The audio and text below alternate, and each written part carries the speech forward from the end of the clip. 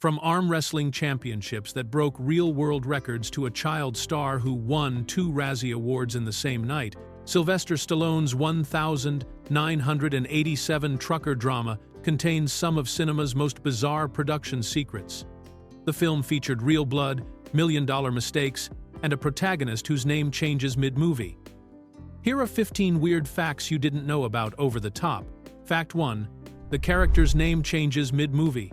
One of the most glaring continuity errors in Over the Top involves the main character's surname, which somehow shifts between Hawk and Hawks throughout the entire film without any explanation or acknowledgement from the filmmakers. Sylvester Stallone plays Lincoln Hawk, a truck driver and arm wrestler, but depending on which scene you're watching, different characters will call him by completely different last names as if they're referring to 2 separate people. The confusion starts early and never gets resolved. While Stallone's truck clearly displays Hawk on the side, and most characters refer to him as Lincoln Hawk, several scenes feature people calling him Lincoln Hawks with the plural S at the end. This isn't just a one-time mistake that slipped through editing, it happens repeatedly throughout the movie, creating a bizarre situation where the protagonist seems to have multiple identities within the same story. The name inconsistency becomes even more confusing when you look at the written correspondence in the film. During an emotional scene where Michael discovers letters that his father had been sending over the years, the letters are clearly addressed to Catherine Hawks rather than Catherine Hawk. This means that even the props department couldn't agree on what the character's actual surname should be, adding another layer to this strange naming mystery. What makes this continuity error particularly odd is that it would have been relatively simple to fix in post-production, especially since the film had a substantial $25 million budget. The filmmakers could have easily dubbed over the dialogue or reshot certain scenes to maintain consistency, but instead they left audiences with a main character whose name appears to change depending on who's talking to him. This type of basic continuity mistake is unusual for a major studio release, making it one of the most puzzling aspects of the film's production. Fact 2. Real arm wrestler won the movie prize. In one of the most remarkable cases of life imitating art, John Brzenk, the real-life arm wrestling champion who actually inspired Stallone's Lincoln Hawk character, ended up winning the same prize that his fictional counterpart fought for in the movie. Brzenk competed in the actual over-the-top tournament that was organized to promote the film, and he walked away with the exact same Volvo white truck and trail mobile trailer that served as the grand prize in Stallone's movie. The tournament itself was an extraordinary event that began with qualifying rounds in Beverly Hills in August 1985, and continued for an entire year across North America, with additional qualifying events held in Europe, Israel, and Japan. The competition culminated in an 18-hour marathon tournament at the Las Vegas Hilton in July 1986, just months before the movie's release in February 1987. Brzenk won in the truckers class division, which qualified him for the main prize that was worth approximately $250,000. What makes this story even more interesting is what happened to the prize truck after Brzenk claimed it. The truck was initially sent on a promotional tour across the country to help market the upcoming movie, with Brzenk's victory serving as a real-world endorsement of the film's arm wrestling theme. However, Brzenk eventually decided to sell both the truck and trailer, receiving about $135,000 for the truck and approximately $35,000 for the trailer. With some of the money from this sale, he purchased a 1987 Corvette, trading in his prize-winning big rig for a much more practical sports car that better suited his lifestyle as a professional arm wrestler and Delta Airlines mechanic. Fact 3. Bull's head shave cost? 10. 0. Rick Zumwalt, who played the intimidating 5-time arm wrestling champion Bull Hurley in Over the Top, received an unusual bonus payment of $10,000 specifically for shaving off all his hair to create his character's menacing bald look. This wasn't just a standard makeup decision that actors typically accept as part of their role, but rather a significant financial incentive that the production offered to convince Zumwalt to completely transform his appearance for the film. At the time of filming, Zumwalt was already an established real-life arm wrestling champion, which made him perfect for the role of Stallone's main competitor in the movie's climactic tournament scenes. However, the filmmakers wanted Bull Hurley to have a specific intimidating appearance that would make him look like the ultimate villain that Lincoln Hawk would have to overcome. The completely bald head was considered essential to creating this threatening character, but it required Zumwalt to give up his natural hair, which represented a significant personal sacrifice for any actor. What makes this story particularly amusing is that Zumwalt became so attached to his new bald appearance that he decided to keep it permanently after filming Rap. Rather than growing his hair back once his contractual obligations were complete, he continued to shave his head and maintain the bald look for the rest of his life. This means that the $10,000 payment didn't just buy the production a temporary change for the duration of filming, but actually resulted in a permanent lifestyle change for the actor. Zumwalt wasn't the studio's first choice for the role either, as he was actually their third option for playing Stallone's main rival. However, his combination of real arm wrestling skills and willingness to completely alter his appearance for the character made him the perfect fit for Bull Hurley, creating one of the most memorable villains in 80s sports movies. Fact 4. Stallone took real punches for authenticity. During the climactic arm wrestling match between Lincoln Hawk and Bull Hurley, Sylvester Stallone deliberately chose to take real physical punishment to make the scene as authentic as possible, resulting in genuine blood and pain that made it into the final film. Stallone specifically instructed Rick Zumwalt to actually punch him in the nose during their final wrestling match, but he made the unusual decision not to give Zumwalt any specific timing or cue for when the punch should happen. This unconventional directing choice meant that Stallone was essentially waiting throughout the entire scene for a real punch that could come at any moment, creating genuine tension and uncertainty that translated directly into his performance.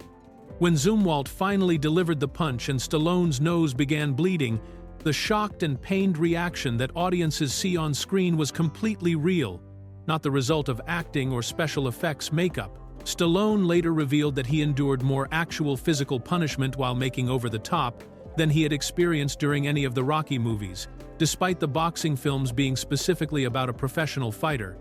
This commitment to realism extended beyond just the punch scene, as he also chose to arm wrestle against actual professional arm wrestling champions who were hired for the film, putting himself at risk of real injury from opponents who were genuinely trying to defeat him. The decision to take real hits was part of Stallone's broader philosophy about creating authentic performances, but it also created some practical problems on set.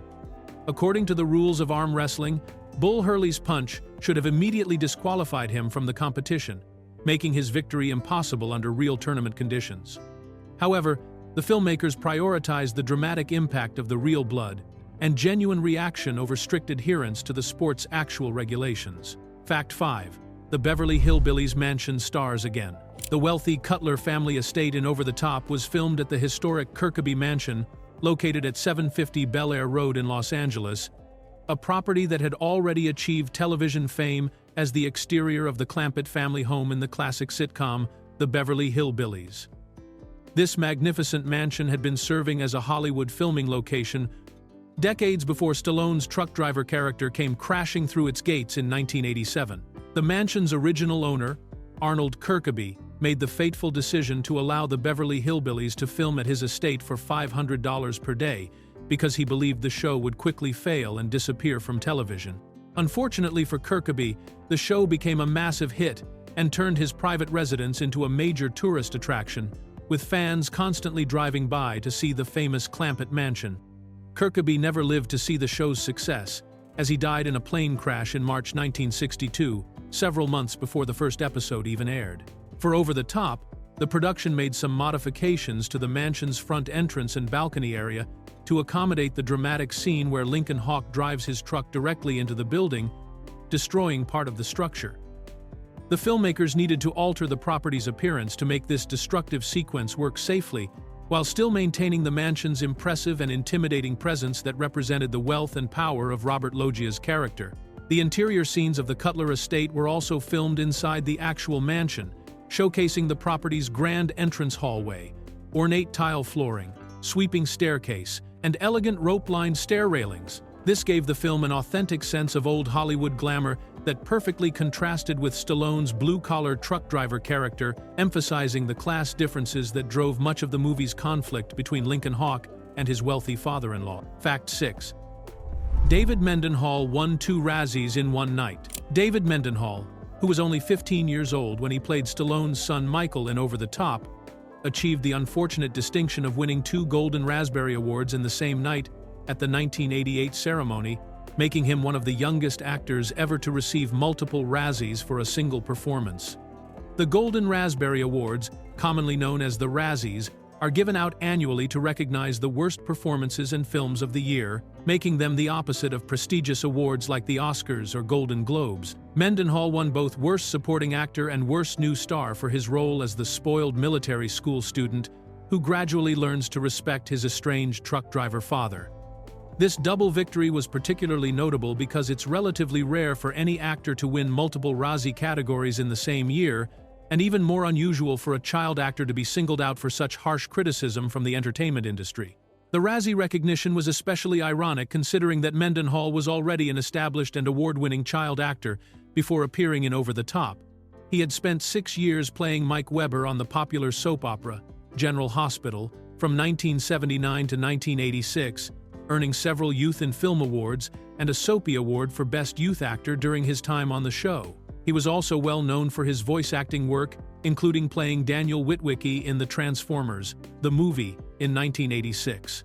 The film's overall poor reception contributed to Mendenhall's Razzie wins, as Over the Top received 3 total nominations at the ceremony. While Stallone was also nominated for Worst Actor, he lost that category to Bill Cosby for Leonard Part 6, leaving Mendenhall as the film's only winner at the ceremony dedicated to Hollywood's worst achievements. Fact 7. Stallone got $12 million for a film he knew would flop. Sylvester Stallone received an astronomical $12 million paycheck for Over the Top, and he later admitted with remarkable honesty that he took the role knowing the film would likely be a commercial disaster. In a candid interview years after the movie's release, Stallone revealed his thought process behind accepting the project, saying, "Menahem Golan kept offering me more and more money, until I finally thought, what the hell, no one will see it." This quote perfectly captures the cynical calculation that sometimes drives Hollywood decision-making. To put this salary in perspective, $12 million was an enormous amount of money for any actor in 1987, representing one of the highest single-film paychecks in Hollywood history at that time. This was particularly significant coming from Cannon Films, a production company that was known for making low-budget action movies with much smaller budgets than major studio releases. The company typically spent $5 million or less on their entire productions, making Stallone's salary alone more than twice what many Cannon films cost to make completely. Menahem Golan, who produced and directed Over the Top, was desperately trying to establish Cannon Films as a major player in Hollywood after years of making cheaper exploitation films. He believed that signing a major star like Stallone, who was at the peak of his career following the massive success of Rocky IV and Rambo, First Blood Part 2, would give his company the credibility and box office power they needed to compete with larger studios. The deal was reportedly finalized before Stallone's Rambo sequel became a huge hit, which Golan later described as fortunate timing, since the price would have been even higher after that success. However, Stallone's prediction proved accurate when Over the Top earned only $16 million at the domestic box office against its $25 million production budget. Fact 8. Asia's singer was too nice for the soundtrack. John Wetton, the lead singer of the popular rock band Asia, was originally chosen to perform Winner Takes It All for the Over the Top soundtrack, but after he completed his recording of the song, the producers made the unusual decision to replace him because they felt his voice wasn't aggressive or mean enough to match the film's tough, masculine tone. This rejection led to one of the most unexpected casting changes in 80s movie soundtrack history, as the producers went searching for a vocalist who could deliver the same song with more intensity and edge. The song Winner Takes It All was written by Giorgio Moroder and Tom Whitlock, who were experienced movie soundtrack composers responsible for hits from films like Flashdance and Top Gun. They had specifically crafted the song to serve as the main theme for Over the Top's climactic arm wrestling tournament, meaning it needed to capture the raw competitive spirit and blue-collar toughness that defined Stallone's character and the overall movie. When the producers decided that Wetton's version didn't have the right feel, they approached Sammy Hagar, who was then enjoying massive success as the new lead singer of Van Halen. Hagar's raspy, powerful voice and reputation for high-energy rock performances made him a perfect fit for the aggressive sound the filmmakers were seeking. His version of Winner Takes It All became the final soundtrack version that audiences heard in theaters and on the radio. Wetton later confirmed this story in interviews, explaining that he was supposed to sing Winner Takes It All and did record it, but ultimately appeared on the soundtrack with only the track Gypsy Soul instead. While Asia was credited for Gypsy Soul, Wetton was actually the only member of the band who contributed to that recording, making his involvement with the over-the-top soundtrack much smaller than originally planned. Fact 9. Transformers voice actor played Stallone's son. David Mendenhall achieved the unique distinction of becoming a cult icon in two completely different entertainment franchises within just 1 year, as he voiced Daniel Witwicky in The Transformers, the movie in 1986, and then appeared on screen as Stallone's son Michael in Over the Top in 1987. This rare crossover between animated science fiction and live-action sports drama made Mendenhall recognizable to vastly different audiences who might never have otherwise encountered his work. In The Transformers, the movie, Mendenhall provided the voice for Daniel Witwicky, the young son of Spike Witwicky, who becomes involved in the epic battle between the Autobots and Decepticons. This animated film was a major event for Transformers fans, as it served as a bridge between the second and third seasons of the popular television series and featured the deaths of several beloved characters, including Optimus Prime. The movie has since become a beloved cult classic among fans of the franchise, who often regard it as superior to many of the later live-action Transformers films. The timing of these two roles was particularly interesting because Mendenhall was transitioning from primarily voice acting work to more prominent live-action film roles.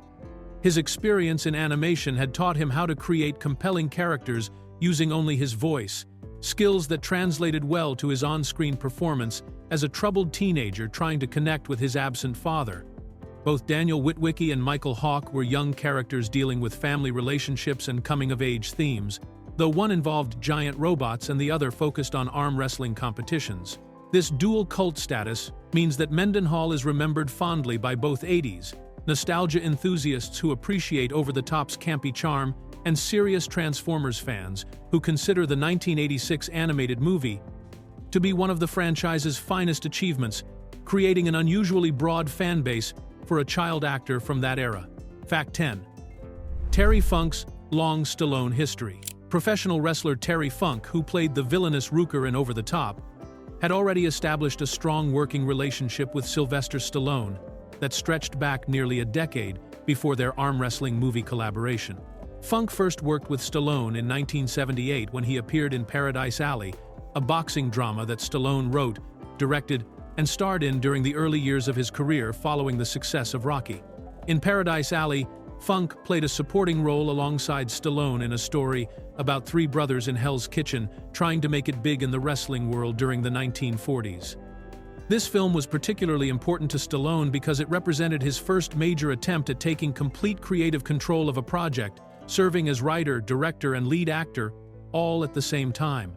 The movie wasn't a huge commercial success, but it established Funk as someone Stallone could trust to bring authenticity to tough guy roles.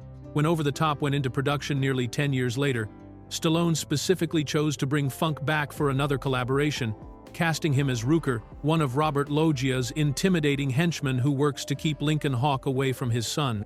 This role allowed Funk to showcase both his natural physical presence as a professional wrestler and his acting abilities in scenes that required genuine menace and intimidation. Funk's background as a legitimate professional wrestler made him perfect for Stallone's blue-collar action films, as he could bring real toughness and credibility to roles that required physical intimidation. His nearly decade-long professional relationship with Stallone demonstrated the actor's tendency to work repeatedly with people he trusted, creating a reliable group of collaborators who understood the specific tone and style that his movies required. This casting choice also added authentic wrestling credibility to a film that was essentially about a different kind of physical competition. Fact 11. Eddie Van Halen's secret bass performance. Eddie Van Halen, one of the most famous guitarists in rock history, played bass guitar on Sammy Hagar's recording of Winner Takes It All for the Over the Top soundtrack, marking the first and only time that Van Halen's bass playing appeared on a commercially released track during his legendary career. This unusual musical arrangement came about because Hagar was Van Halen's lead singer at the time, having joined the band in 1985, and he was given the opportunity to choose his own session musicians for this solo soundtrack project. When Hagar was approached to record the song after John Wetton's version was rejected, he decided to bring in his Van Halen bandmate to handle the bass duties rather than hiring a professional session bass player.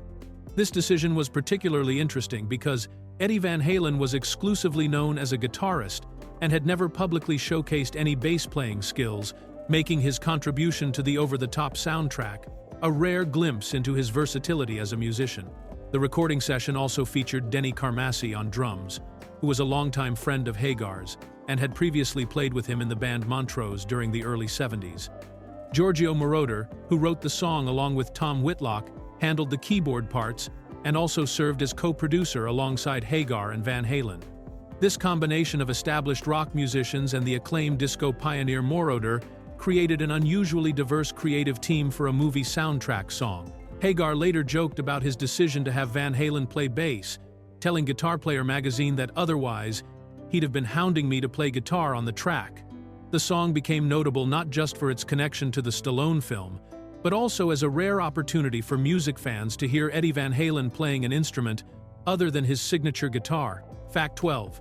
Sammy Hagar beats Stallone in music video. The music video for Winner Takes It All featured a real arm wrestling match between Sammy Hagar and Sylvester Stallone, but the outcome was completely opposite to what Hagar had originally wanted, as Stallone insisted on losing the match despite being the star of a movie about arm wrestling. This unusual decision created one of the more surreal moments in 80s music video history, where a rock singer defeats an action movie hero at the very sport that defines his character. Hagar had actually wanted to lose the arm wrestling match in the video, feeling that it would be more appropriate for Stallone to demonstrate his strength and win the competition, especially since the video was meant to promote Stallone's movie about becoming an arm wrestling champion.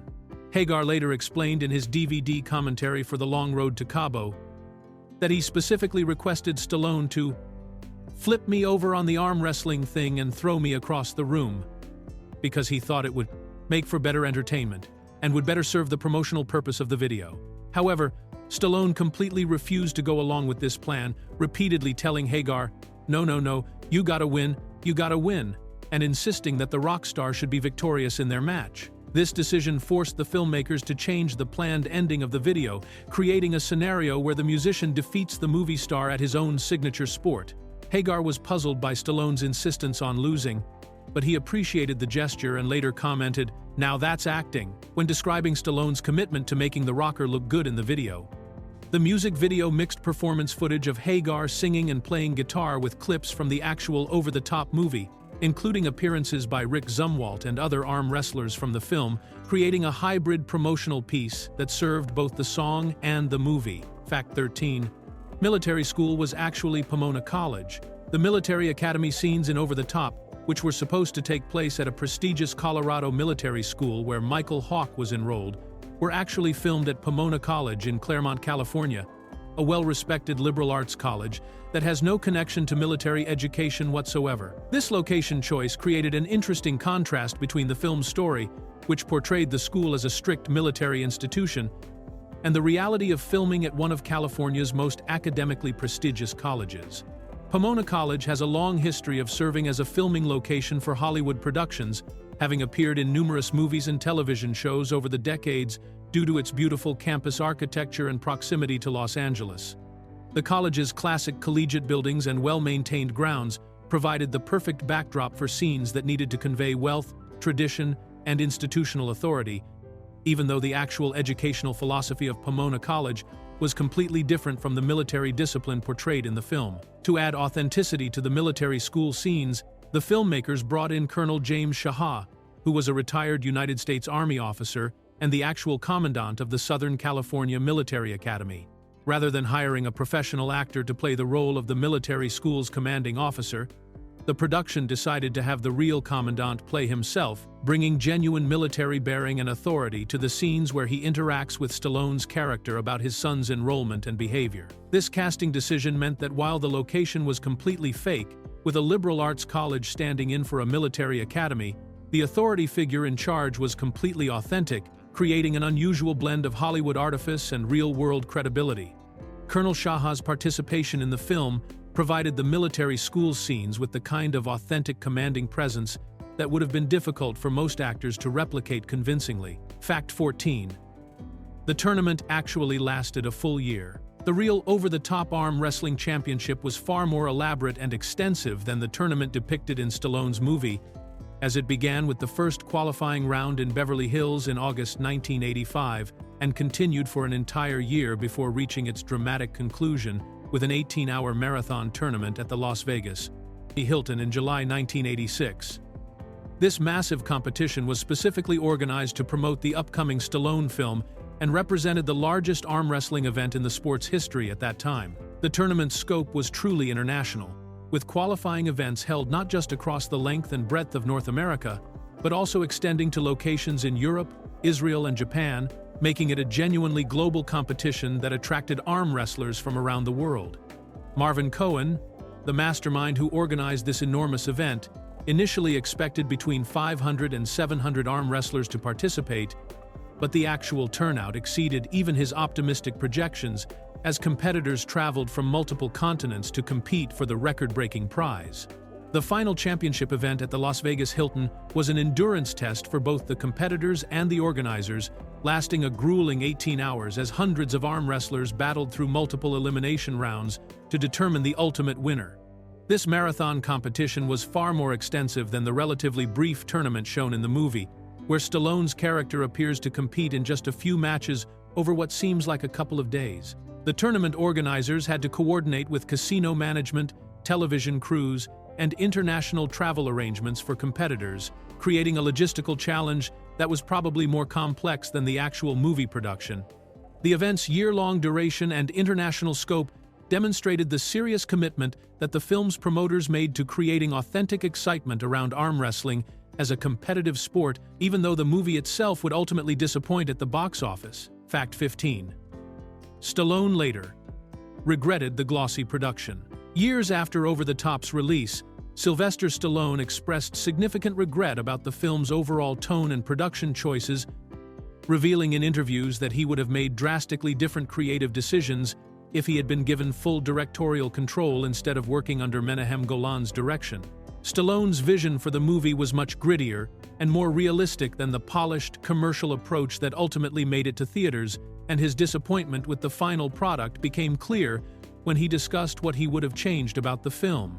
Stallone specifically stated that he would have preferred to set the story in a less glossy urban environment rather than the clean, well-lit settings that dominated most of the movie's scenes. This change would have given the film a more authentic blue-collar atmosphere that better matched the struggles of a working-class truck driver trying to make ends meet and reconnect with his estranged son. The glossy production values made the movie feel more like a mainstream Hollywood entertainment than the gritty character study that Stallone apparently envisioned. Another major regret involved the film's soundtrack approach, as Stallone revealed that he would have used traditional scored music composed specifically for the film instead of the never-ending stream of rock songs that Giorgio Moroder and the other producers selected. While the rock soundtrack was typical of 80s action movies and included popular artists like Kenny Loggins and Sammy Hagar, Stallone felt that original orchestral music would have better served the story's emotional themes and dramatic moments. Perhaps most significantly, Stallone wanted to make the Las Vegas finale more ominous rather than the carnival-like atmosphere that appeared in the finished film. The arm wrestling championship in the movie was presented as a colorful, energetic spectacle with bright lights and enthusiastic crowds, but Stallone's preferred version would have emphasized the darker, more desperate stakes involved in Lincoln Hawk's final chance to win back his son and start a new life.